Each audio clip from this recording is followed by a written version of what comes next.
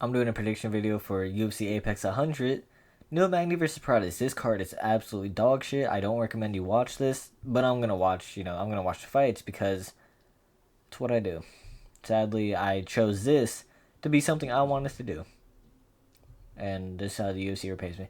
Anyway, Trayshawn Gore versus Antonio Tricali.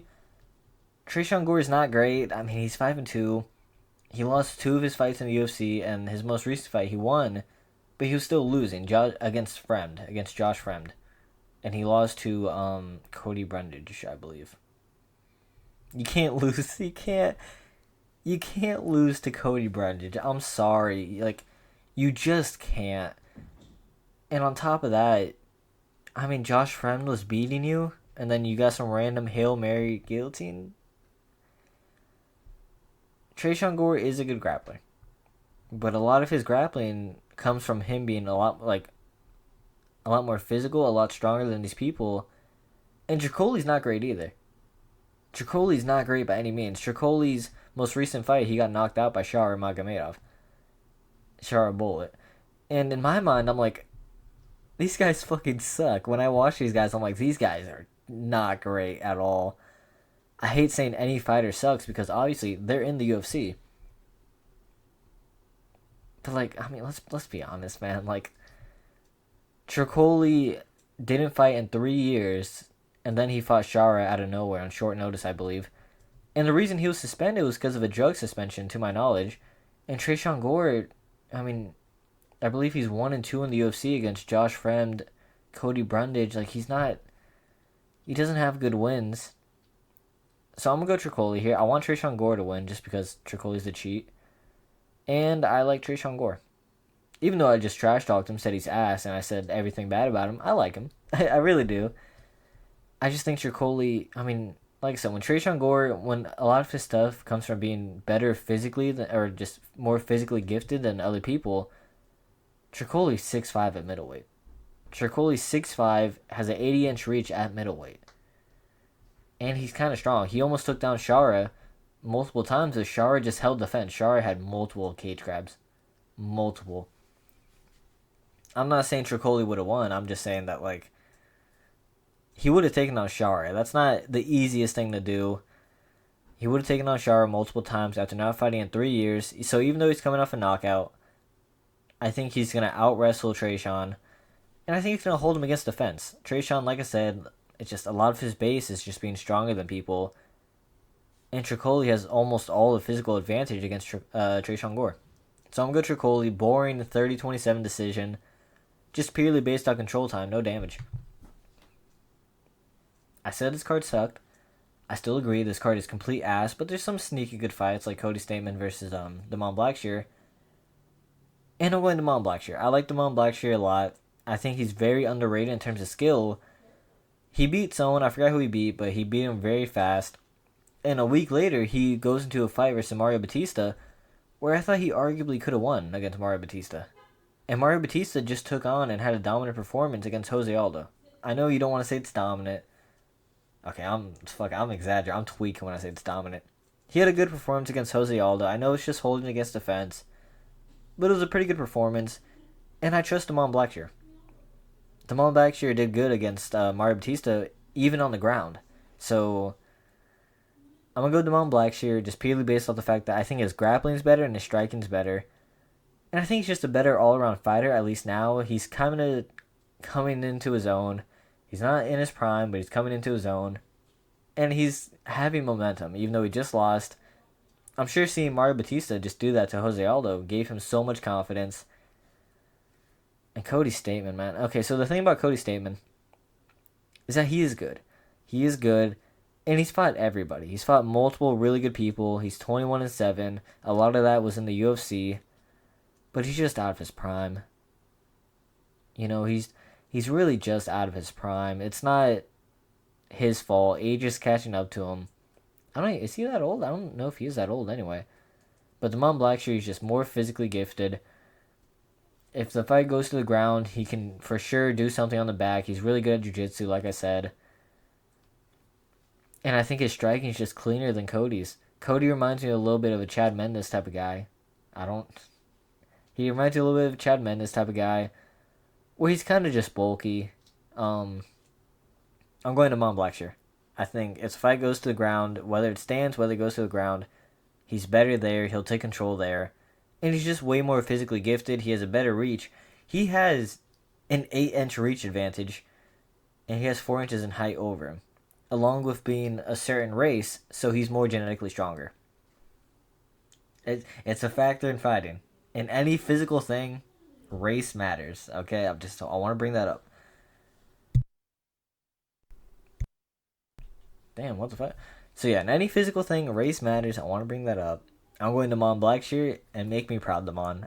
Make me proud. I really enjoyed watching your fighting career, and I wish you nothing but the best. So, Damon Blackshear decision, I would say. And so I like Damon Blackshear, right? I like him a lot. So I'm very happy about that fight. I'm very happy he's on this card. And I like Charles Radke a lot too, only because of what he said at UFC 293, Sean Strickland versus Adesanya. You can look up his post-fight interview if you want. I'm not gonna show it. And he's fighting Matthew Semmelsberger. This fight sucks. This fight is like, how mid can a fight get? Matthew Semmelsberger isn't great. He's not good, in my opinion. He's just not good. Charles Radke's decent when it comes to grappling, at least. His last fight was Prates, and obviously Prates is in the main event. And he's one of the best prospects at welterweight right now, so that's not a bad loss. And Prates put the most vicious knee on Radke I've ever seen in my life. And usually I'm exaggerating, saying, oh, that was the most powerful thing. That was the cleanest overhand I've ever seen in my life. Usually I'm exaggerating. Charles Radke just took the nastiest knee I've ever seen in my life by Carlos Prates. And he kind of got dominated. However, this is Matthew Semmelsberger, and Charles Radke is going to have a boring 30-27 performance where he holds him against the fence, and then he just randomly out-wrestles him, because Semmelsberger isn't good. I got Charles Radke winning decision. Another 30-27. He's going to out-grapple him. There's going to be another boring decision, just like a lot of this card. It's a boring decision, Charles Radke, and I just hope he says something. I just hope he says something absolutely horrible on the mic like he did again. And I will love this fight if he says that. Yeah. Boring, holding against the fence. And I just don't think Matthew Semmelsberger has the tools to to do anything against it. Charles Radke, he just beats bad fighters. And he loses to good fighters. He's a gatekeeper, but he's a gatekeeper outside the rankings. You know, he's like a little lower than a gatekeeper. So, Charles Radke, 30-27, boring decision where he just wins on control. And that's it, really. Like I said, this card's not great. So I know I said Matthew Semmelsberger was dog as shit. Like, shit to the max. Gaston Bolanos is actually dog shit. And he's fighting Cortavius. Cortavius is good. I like Cortavius. If you saw his Contender Series debut, he won the fight. He got his contract. He's a good fighter. I just don't think he's not really bantamweight. He's a flyweight. He's 5'4". He's a flyweight. But he has a 68-inch reach, which is kind of crazy to be 5'4" with a 68-inch reach. I don't know if that's... Maybe Bolonas has just a short reach, but... I mean, 5'4" of 68, in my opinion, that's pretty good. It's his UFC debut. He's 9-2. And I'm going to go third round knockout. I don't think he's going to flatline him. It's bantamweight. You don't usually think, oh, it's bantamweight, someone's going to get flatlined. You know what I'm saying? Even Sean O'Malley doesn't do it consistently. So, I'm going to go Cortavius, TKO, third round. Bolanos just isn't good. He's not good. He doesn't have the tools to deal with pressure, and I think Cortavius is going to put the pressure on him. Cortavius is a very wild guy. Or I guess not really wild. He's a very output. He's a very output heavy striker and grappler, where he might not be the strongest. He might not be the most wild, but he'll do a lot of output, and he has good defense. He has good fundamentals that really helps him be able to put out that output. And I just think he has better cardio than Bolanos. He has better striking than him, better wrestling, better jiu-jitsu. And this is the biggest layup fight, one of the biggest layup fights I've seen. If he loses this fight,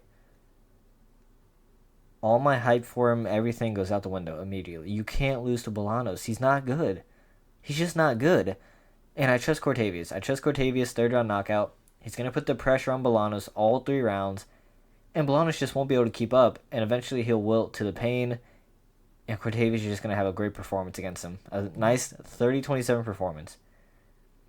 So, I'm very happy about that. Cortavius, you have to win this. You have to win this. If you want to be anything in the UFC, you got to win that. So, I'm going to go dominant performance into a third round TKO from Cortavius. Jillian Robertson versus Luana Pinheiro. I will be taking a shit during this. I will be watching the fight. I'm not going to enjoy it. I will be on the toilet. I'll be making food. I'll be waiting for a nip slip. I'll be waiting for anything. I'll be waiting for my Savior, Jesus Christ. I'm not religious. I'll be waiting for anything that's more entertaining than this fight. And I'm going Jillian Robertson TKO, third round. And the reason I'm doing that is because I think Jillian Robertson is a weight bully. You shouldn't be 5'5" at strawweight. Fucking Cortavius is 5'4" at bantamweight. You shouldn't be 5'5" at strawweight. I understand different physiques, shorter reach and all that. I understand that. Jillian Robertson, even though she's 14-8, I mean, she's really good at bullying people. And I don't want to be the guy who says, oh, Jillian Robertson's amazing. Jillian Robertson's good.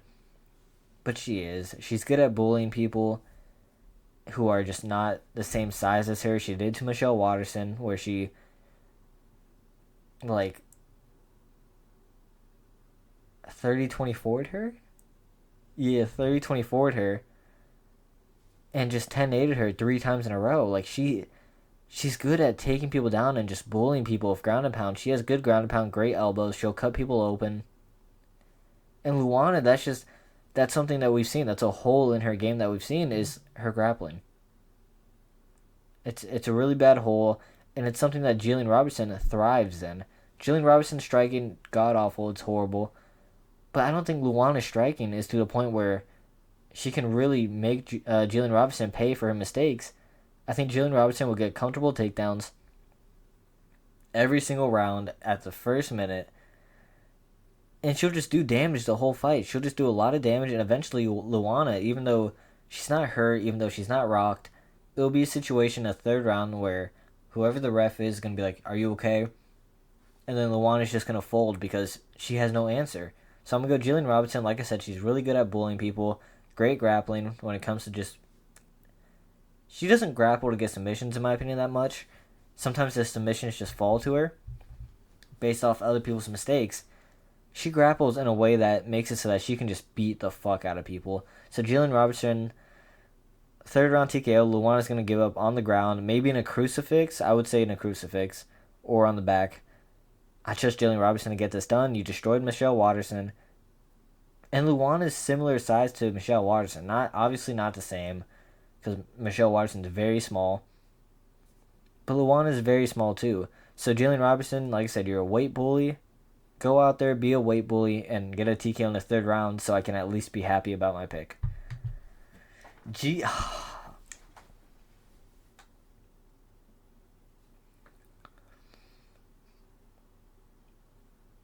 This fight makes me very sad as a GM3 supporter. Gerald Mearshart versus Ritter. Renier de Ritter. I'm just going to call him Ritter for now. It's Ritter's debut. And he's far past his prime. But he's good. But he is good. And I love GM3, and GM3 is also good. But the way I would have seen GM3 winning a fight like this, if I go for GM3, it's not going to be, oh, I'm going for GM3 knockout or decision. I'm going for GM3 a submission. That's what I would choose if I win GM3. But he's fighting Ritter. And Ritter's an amazing grappler. He's an amazing grappler. He can strike too.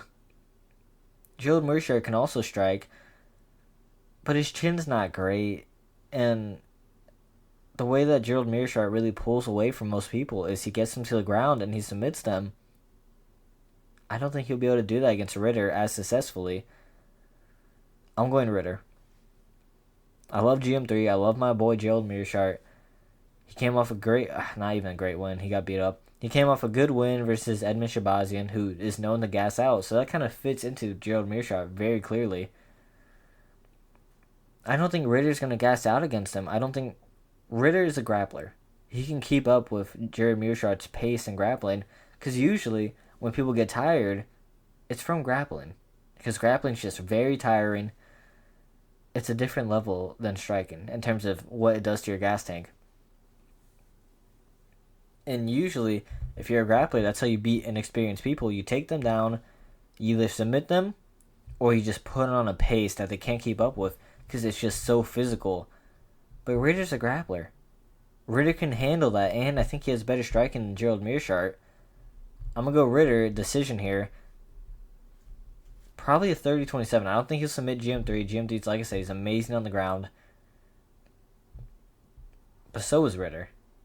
And eventually it comes to the point where if they do decide to stand based off the fact that they can't do anything, like both of them just aren't having success on the ground. If they decide to stand, I think Ritter takes that. Even though Ritter's past his prime, even though he got knocked out and then TKO'd right after, he is coming off a win though. Even though he's past his prime and he should have got signed like 2 to 3 years ago, I just think that he's going to get the win over Gerald Meerschaert based off the fact that Gerald Meerschaert won't be able to grapple. He won't be able to gas out Ritter. In my opinion, Ritter's just a better all-around fighter. And I feel very sad. I'm going to tell you straight up. I don't give a fuck about this fight. Actually, I do. I don't care enough about this fight where I'm going to be mad if I get my prediction wrong. If Gerald Meerschaert goes out there and knocks out Ritter in the first round, I'll be more happy. I'll be so much more happy if that happens than if I got my pick right. So, in my heart, I choose GM3. I want GM3 to win. My head's telling me Ritter's got this pretty easily, 30-27.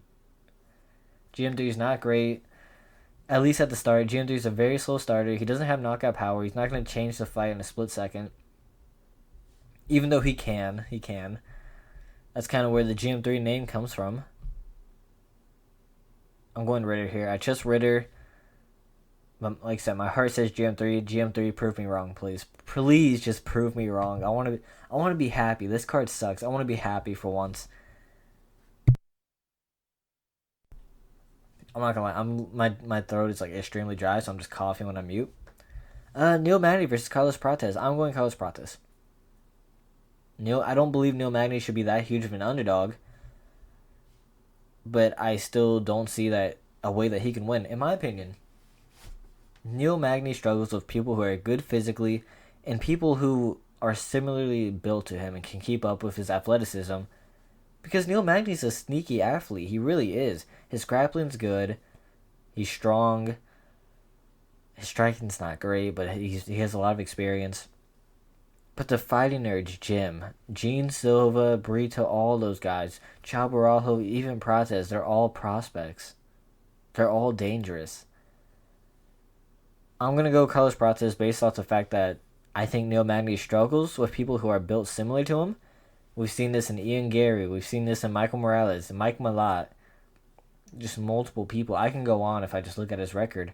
And I know he beat Mike Malott, but he got 10-8'd about 3 times before he was like, okay, in the last minute, I'm just going to win. So, not a great win. He, technically speaking, should be on 3 losses in a row right now. And the Ian Gary one was just embarrassing. He just destroyed Neil Magny very clearly. Michael Morales finished him in the first round. In my opinion, Neil Magny can't handle people his own size because he's not the best physically, or he is good physically, but he's not the best technically speaking. And Carlos Prates, we haven't, or at least I haven't seen, like his grappling game have that big of a hole where Neil Magny can just destroy him or submit him instantly. So it really comes down to, do I expect Neil Magny to be able to take him down and not get rocked a single time in 5 rounds? Because Prates is a finisher. He's a great finisher. Very patient when it comes to it, though. And I don't trust that Neil Magny won't get caught a single time, especially since he's been destroyed on the feet against Ian Gary. He's coming off a first round knockout to Michael Morales, and Mike Malott destroyed him for 14 minutes. All in his last 3 fights. I'm going Prates. Second round TKO. I think Neil Magny isn't great at checking leg kicks. I think Prates will put the leg kick game on him early, slow him down in the first round. Because Neil Magny is a guy who likes the pressure against the fence. He likes to hold you against the fence, stay in the clinch. I think if Prates can slow him down with leg kicks in the first round, he'll be able to counter him and piece him up in the second very easily. I'm going Prates second round in TKO. I think he's going to slow down Neil Magny, and that's going to leave openings that Prates can just counter him for with straights and jabs. Prates is a very good straight, very powerful, very strong.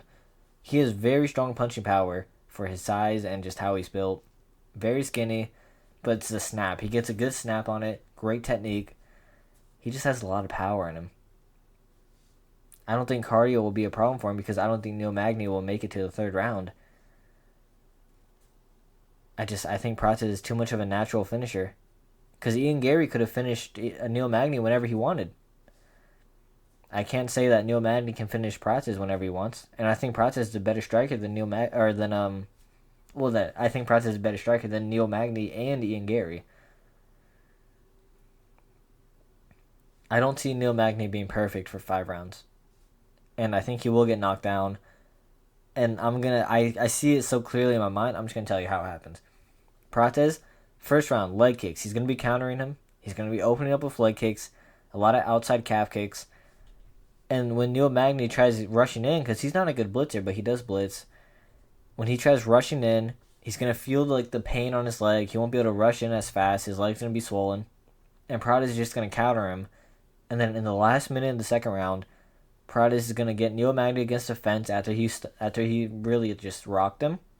I think he's going to rock him with a counter. Neil Magny is going to stumble against the fence. And Prates is just going to put the pace on with great body shots. And he's going to fold Neil Magny. It'll be a TKO, second round. So TKO, Prates, second round. That's my prediction. This will be my 8th main event in a row, if I get this right. Because I'm really just the best when it comes to main events. Like, not to brag, but I'm the fucking best. If you enjoyed the video, like, subscribe. I really appreciate it. If we get 2 more subscribers, I believe we'll be at 10. And I said that if we hit 10 subscribers by the Peter Yan card, I would ruin my sleep schedule and stay up till 4 a.m. to watch the fight. So, if you want to ruin my sleep schedule, and honestly, if you're gonna watch the fight anyway, I mean, you might as well come to my stream. If we hit 10 subscribers, you might as well just subscribe.